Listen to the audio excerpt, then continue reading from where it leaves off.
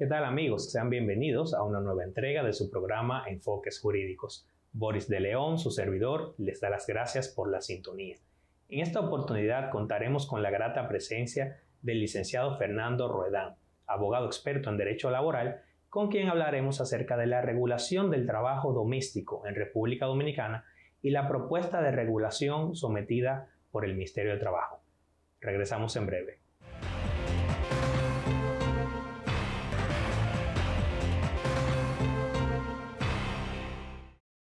Bien, amigos, estamos de vuelta en su programa Enfoques Jurídicos. Bienvenido, Fernando. Muchas gracias, Boris. Gracias por la invitación y la oportunidad de poder compartir y dialogar sobre este tema tan importante que ha ocupado el diálogo nacional.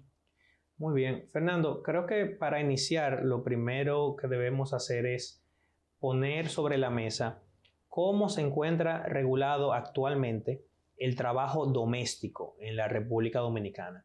¿Cómo se define esta categoría de trabajo y cuáles son las principales disposiciones que, digamos, que regulan la forma en la que se desarrolla? Bien. Lo primero, el trabajo doméstico está regulado por el Código de Trabajo y exclusivamente aplican los artículos 258 al 265.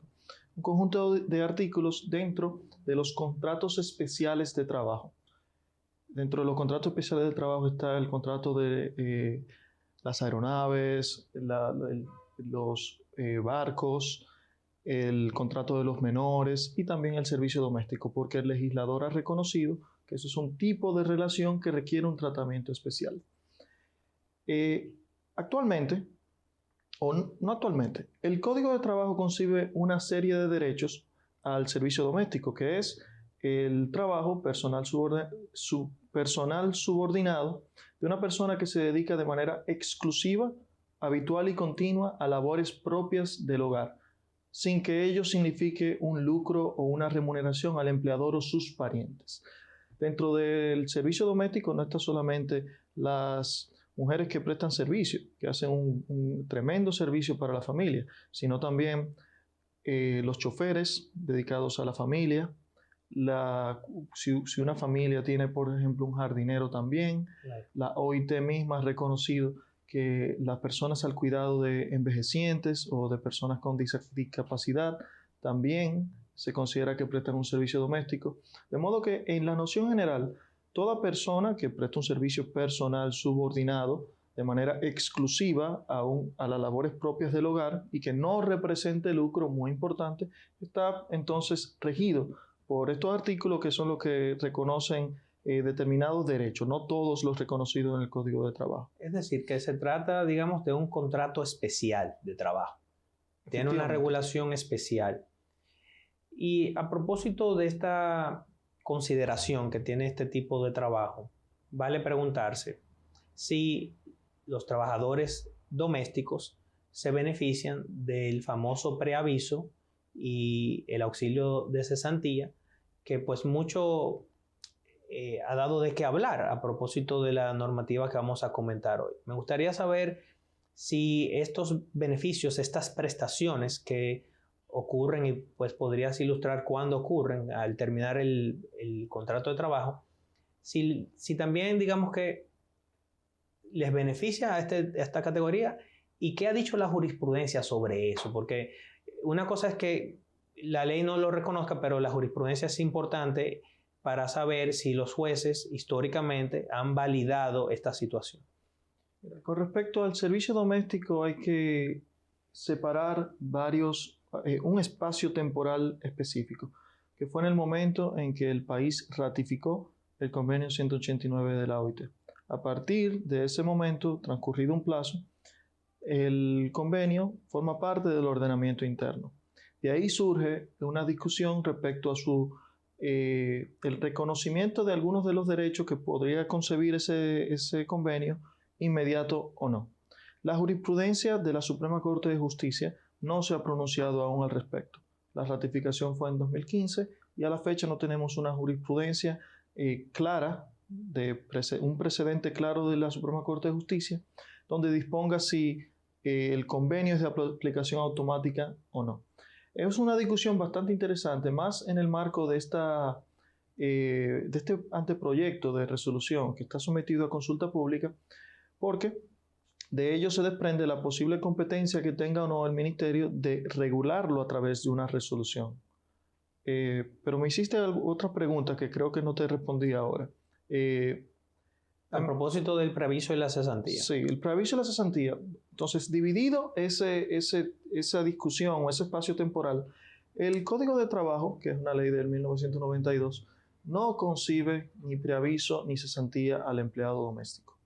Le aplica pura y simplemente los derechos previstos en los artículos 258 a 265 del Código de Trabajo y no está concebido el preaviso ni la cesantía. El preaviso y la cesantía aplican a otro tipo de contrato, el trabajador normal en ocasión de la terminación de la relación de trabajo, si es con responsabilidad para el empleador, entonces ahí procede su pago. ¿Se ha entendido, Fernando, que esto tiene que ver con la naturaleza del trabajo y, digamos, la cercanía que tienen estos trabajadores con los empleadores? Porque estamos hablando de trabajos que se realizan en el hogar. Claro. Mira, todos los abogados conocemos que el principio de igualdad, y más los laboralistas, el principio de igualdad no es como podría argumentarse de que todo el mundo debe tener las mismas condiciones. La igualdad es mismas condiciones ante iguales circunstancias. Por ello que la misma Constitución permite determinado trato en función de situaciones distintas. El mismo Código de Trabajo lo reconoce en sus principios fundamentales y en su articulado, que en función de la formación, de la productividad de un trabajador, puede haber una diferencia en cuanto a su salario y demás. Lo mismo ocurre con los diferentes tipos de contratos de trabajo, donde el código tiene un diferente tipo de regulación. Los trabajadores que ocupan puestos de dirección e inspección o son mandatarios directos del empleador, por ejemplo, no le aplican las normas relativas a la jornada de trabajo, artículo 147 y siguiente del Código de Trabajo. Hay un tipo de trabajadores que son los denominados intermitentes, que son los que su trabajo requiere su sola presencia en el lugar, o vamos a decir de una manera que lo comprenda la audiencia. Una persona que estando en el trabajo, si no hay trabajo, como quiera hay que pagarle un camarero, una salonera, un empleado de una bomba de expendio de gasolina. Todo está a disposición del empleador y si no hay trabajo, a ti hay que pagarte tu salario. Ese tipo de contrato, que es el trabajador intermitente, tiene una jornada mayor de 10 horas. El transporte terrestre también tiene una jornada distinta, de modo que en función de cada tipo de contrato o de la realidad de distintos tipos de contratos, el legislador ha considerado que procede una regulación distinta. En el caso de los empleados domésticos, se trata de primero, un aspecto social que hay que reconocer. Al momento de legislar se debe reconocer la realidad social de cada país, la realidad social de República Dominicana en el 92, la realidad social de República Dominicana en el 2022, perdón. Y segundo, el empleado doméstico le presta servicio a una familia que no está produciendo lucro, no es una empresa. Exacto. De ahí se justifica un trato distinto. De ahí el legislador en el 92 justificó un trato distinto, claro, porque no se le debe exigir lo mismo a una empresa que está produciendo beneficios, y esa es su finalidad, que una familia que es, según la propia Constitución, el núcleo de la sociedad. Entonces, claro, ahí se justifica una regulación distinta y eso no quita una realidad insoslayable de que a partir de la ratificación del convenio 189 de la OIT, el país asumió una obligación de adecuar su norma a los lineamientos concebidos en el convenio 189, que es lo que pretende hacer el ministerio. Bueno, y precisamente quisiera volver sobre eso. Esta propuesta de resolución que ya ha sido sometida a consulta pública, digamos que su motivación radica en la adecuación de la normativa al convenio 189 de la OIT. Pero has mencionado que este convenio fue ratificado en el 2015. Entonces me pregunto, ¿esta adecuación debe ser realizada mediante una ley que modifique el Código de Trabajo o puede ser realizada a través de una resolución en ejercicio de la potestad reglamentaria del Ministerio de Trabajo, que es lo que estamos viendo que se está digamos que proponiendo. Claro. Ese punto que tú planteas, Boris, es un punto bastante interesante que ha dado mucha agua de beber entre los abogados laboralistas, constitucionalistas y administrativistas sobre la discusión de la competencia y la potestad del Ministerio de Trabajo para reglamentar o regular o adecuar el convenio a través de una resolución en lugar de una ley. Hay importantes laboralistas que entienden que el Ministerio de Trabajo sí tiene esa potestad sobre la base de que el convenio fue ratificado y de conformidad con el artículo 26 de la Constitución, forma ya parte de nuestro derecho interno. El convenio tiene un rango de ley. Hay que recordar que la OIT tiene 8 convenios fundamentales que reconoce como derechos fundamentales de trabajo. Este convenio 189 no es un convenio fundamental de trabajo, es un convenio técnico. ¿Por qué la diferencia? Porque el artículo 74 de la Constitución reconoce que los convenios sobre derechos fundamentales tienen rango constitucional. De ahí se puede derivar un razonamiento distinto a un convenio técnico que no tiene rango constitucional. Particularmente entiendo que el Ministerio de Trabajo no tiene esa potestad. ¿Por qué? Si uno lee el convenio de la OIT, el 189 particularmente, en su artículo 18 dispone expresamente que para la aplicación del convenio, previa discusión de los sectores más representativos de la materia, se debe adecuar a través de una legislación o a través de convenio colectivo. Un convenio colectivo es un contrato entre los sectores que se permite, porque un convenio colectivo puede reconocer cualquier derecho por encima de la ley y debe ser sujeto a una negociación. Entonces, el mismo convenio condiciona su aplicación a una legislación o a otras medidas conforme a la práctica nacional. Al 2022, ningún convenio de la OIT se ha aplicado a través de una resolución o un reglamento. El mismo texto del convenio, en diferentes artículos, condiciona el respeto de la legislación y a que se haga a través de la legislación. Y yo me voy un poco más allá. La recomendación 201 sobre la aplicación del convenio de la propia OIT establece que la forma esencial, la forma ideal para la adecuación del convenio es a través de la legislación. Es decir, una modificación del Código de Trabajo. Claro, la primera memoria que da el país en ocasión de este convenio, luego de ratificado a la OIT, porque cada país luego de que firma un convenio se compromete a darle seguimiento a la OIT sobre el estado del convenio. Entonces, la primera memoria, en 2018, la Comisión de Control de Normas de la OIT, con respecto a la aplicación, lo que respondió fue que se debe tomar en cuenta el marco del decreto que en su momento se dictó para la reforma del código para poder adecuar el convenio. Entonces, la propia OIT en diversas disposiciones, en diversos escenarios, ha establecido que la vía ideal es a través de la legislación. Muy bien. Y, discúlpame que te interrumpa, es importante señalar que nos encontramos en proceso de un diálogo para la reforma del Código de Trabajo, en el cual el Ministerio de Trabajo es parte. También está el sector empresarial, está el sector sindical. En el marco de ese proceso se puede tener esta discusión. Perfecto. Vamos a ir a una breve pausa comercial, amigas, y enseguida regresamos con más sobre este interesantísimo tema.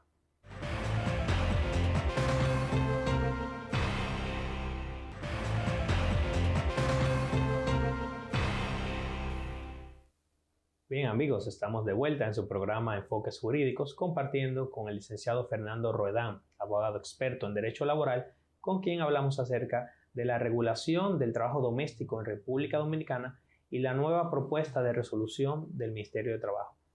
Fernando, señalabas en el segmento anterior que en realidad ha habido una sugerencia, una serie de disposiciones de la propia Organización Internacional del Trabajo que dan lugar a entender que la forma idónea de adecuar nuestra legislación a sus disposiciones, particularmente a las disposiciones del artículo 189, del convenio 189, es a través de una ley, a través de una norma con rango legal. Sin embargo, el Ministerio de Trabajo ha puesto en consulta pública una resolución. ¿Tú entiendes que esta resolución debería servir como base para una propuesta de modificación del Código de Trabajo y discutirse entonces en el seno del Consejo Económico y Social cuando se hable acerca de la reforma laboral? Mira, yo entiendo que ya con el solo hecho de que el ministerio ha planteado este borrador para consulta pública, se va y se debe discutir en el marco del Consejo Consultivo de Trabajo. No es el CES. La reforma al Código de Trabajo tiene otro espacio de diálogo. Y ya eso es una resolución, una serie de normativas, de propuestas que se van a discutir necesariamente. Se deben discutir. Y quería agregar, aquí hubo o hay aún una situación muy lamentable con respecto a la aplicación del convenio 183 relativo a la maternidad. El convenio 183 aumenta el plazo de la licencia pre y postnatal de 12 semanas, que era lo que había, 6 semanas prenatal, 6 semanas postnatal, a 14, 7 y 7. El convenio se aplicó de manera inmediata, natural. El Consejo Nacional de la Seguridad Social emitió una resolución, todas las empresas empezaron a conceder este tipo de descanso. Y el subsidio de maternidad se reconoció en 14 semanas. Este año inició con una pésima noticia de que la cuenta de subsidios, que incluye no solamente el subsidio por maternidad, sino también el de lactancia y el de enfermedad común, se encontraba en un estado deficitario. ¿Por qué? Porque al momento de asumir esa modificación, no se hicieron las modificaciones adecuadas legales para el financiamiento del subsidio. De modo que algunos temas concebidos o la mayoría de los derechos concebidos en los convenios de la OIT requieren un análisis profundo y pormenorizado de las consecuencias y del marco legislativo, que no necesariamente se restringe solamente al derecho del trabajo. Está seguridad social y hay temas incluso procesales, no sustantivos, que hay que tomar en cuenta. Quería mencionar que es muy importante en este tema de la aplicación, de la adecuación del convenio 189, que la sociedad tome en cuenta que en materia de trabajo, las sentencias son ejecutorias a partir del tercer día de su notificación, la sentencia de primer grado. Eso vino a dar al traste porque en el 92 la sociedad dominicana estaba en una situación, una realidad muy distinta a la actual y era una práctica muy usual que el empleador se insolventara para desconocer sus derechos laborales. No necesariamente es el caso actual.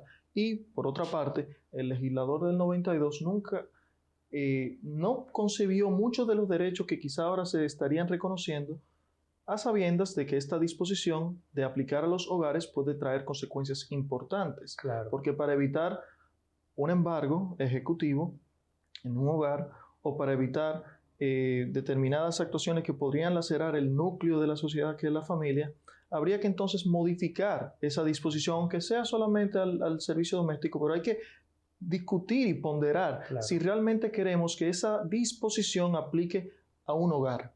Porque aquí hay un choque de derechos fundamentales.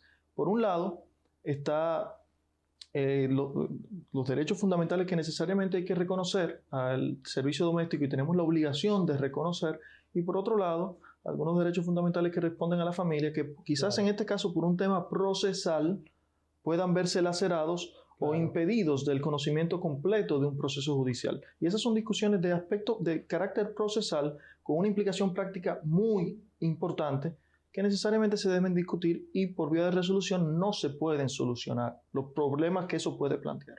Muy bien. Creo que hemos llegado al punto en el cual debemos adentrarnos a cuáles son las principales novedades que traería esta resolución, esta propuesta de resolución del Ministerio de Trabajo, que si bien persigue adecuar la normativa al convenio 189, pues sería, en caso de ser aprobado, la normativa que pondría en plena vigencia las disposiciones a las que estamos llamados a implementar, porque por un lado, ciertamente, como bien has señalado, estamos llamados, obligados como país a adecuarnos a lo que dice el convenio 189, pero todavía no tiene un carácter de eficacia. Una cosa es que sea válido y otra cosa es que sea eficaz. No tiene un carácter de eficacia porque está pendiente de esta normativa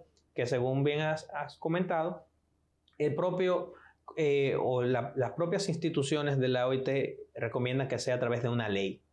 Entonces me pregunto, ¿cuáles son estas disposiciones que modificarían las relaciones existentes que hoy día existen en todos los hogares o en la gran mayoría de los hogares dominicanos en donde se genera el trabajo doméstico? Bien, la resolución realmente lo que hace es recoger las obligaciones que establece el Convenio 189 al Estado Dominicano. Las recoge una por una.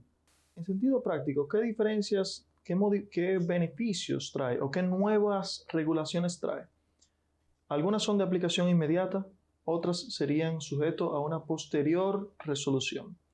Los de aplicación inmediata. La resolución establece una obligación de redactar el contrato con el servicio doméstico por escrito y registrarlo, con una serie de datos que necesariamente debe tener. La recomendación 201 establece que se hagan, por ejemplo, modelos de contratos. Y si la legislación asume determinadas soluciones contractuales, pues es de principio que en derecho del trabajo todas las disposiciones legales se consideran insertas en cada contrato de trabajo. Por eso, el derecho del trabajo permite la oralidad. Por eso el derecho del trabajo tiene principios como la libertad de prueba, el papel activo del juez laboral. De hecho, la propia jurisprudencia respecto a tipos contractuales que exigen que sean por escrito, como el contrato por cierto tiempo u obra o servicio determinado, ha establecido que pueden demostrarse por cualquier medio, de modo que no tienen que ser escritos.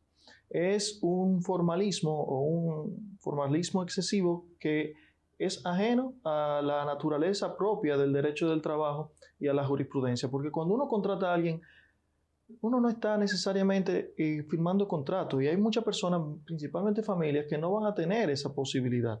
Claro. De ahí que quizá el contrato modelo del Ministerio de Trabajo sería útil, pero de todos modos la obligación de tener el contrato por escrito puede también dar lugar a una posible sanción administrativa de 1 a 3 salarios mínimos de conformidad con el artículo 720 del Código de Trabajo por la omisión de esa formalidad. Entonces, ante la omisión de parte de la administración de quizás eludir esa omisión de la constitución de esa falta, puede generar que en los hogares se empiecen a levantar actas de infracción por la ausencia de ese contrato escrito y el registro de ese contrato escrito, lo cual entiendo que es ajeno a la naturaleza de la relación de trabajo. Claro. Y se puede mejorar. Es muy bueno que, por ejemplo, ahora mismo estamos en un proceso de diálogo. El mismo ministerio sometió esta consulta pública y se puede solucionar esta problemática. Otra novedad que dispone el modelo, el proyecto de resolución, es la equiparación del servicio doméstico al contrato de trabajo normal en cuanto al preaviso, vacaciones y la jornada de trabajo. En cuanto a la jornada de trabajo, la OIT recomienda que tenga un trato igualitario al trabajo normal. Ahora bien, ¿en qué consiste el derecho a la igualdad? No consiste de nuevo en igualdad, en lo mismo a todos. Claro. La discriminación positiva, cuando uno ofrece un trato diferente favorable a sectores vulnerables, se basa precisamente en eso, en que para garantizar igualdad hay que tener un trato desigual. De modo que la propuesta, que contiene una intención de regular la jornada de trabajo del servicio doméstico igual que en una empresa con 8 horas de trabajo, la jornada normal, 44 horas semanales, entiendo que debe mejorarse.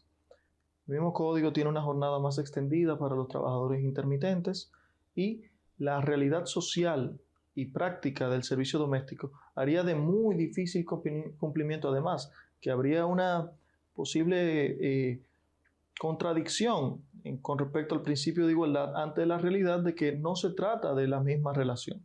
Por ejemplo, Fernando, el preaviso. ¿Cómo influiría económicamente, ya para terminar, se nos está acabando el tiempo, cómo influiría económicamente la inclusión de las obligaciones del preaviso en el trabajo doméstico? El convenio sugiere la inclusión de un preaviso razonable y es lógico y es lo correcto. Para terminar una relación de trabajo se le debe dar un preaviso razonable. El ministerio sugirió dar el mismo preaviso que una empresa formal, donde tiene un rango, más después de un año de servicio, 28 días. Eso va a tener naturalmente la consecuencia de que al momento de la terminación de la relación contractual de parte de un hogar, debe o respetarlo o pagarlo. Si el contrato tiene más de un año, debe pagar 28 días de salario. En principio, ese preaviso también lo debe respetar el trabajador, el servicio doméstico, si decide irse. Eso tiene un problema práctico importante de que cómo se cobra. Claro. Entonces, ese costo sí se añadiría en función del plazo previsto en el artículo 76, igual que en una empresa. No necesariamente entiendo esa es la solución, se puede buscar un punto medio, tomando en cuenta que un hogar no es lo mismo que una empresa. Claro que no genera lucro. No genera lucro, no tiene un departamento de recursos humanos, no Claro. tiene un asesor legal, no tiene toda esta estructura societaria necesaria para mantener un negocio. Eso es una realidad insoslayable. Claro. Entonces, imponer las mismas obligaciones que una empresa a un hogar, no creo que sea la mejor solución, sin dejar de decir que necesariamente se debe respetar un plazo de preaviso, igual que se debe garantizar la igualdad dentro de ese contexto respecto a la jornada de trabajo. Las vacaciones también vienen a modificar el proyecto de resolución porque asume el mismo modelo también que en una empresa. Después de 5 años de servicio, en lugar de solamente pagar 14 días de salario, se pagan 18 días de salario. Bueno, creo que sin lugar a dudas, estas modificaciones que implicarían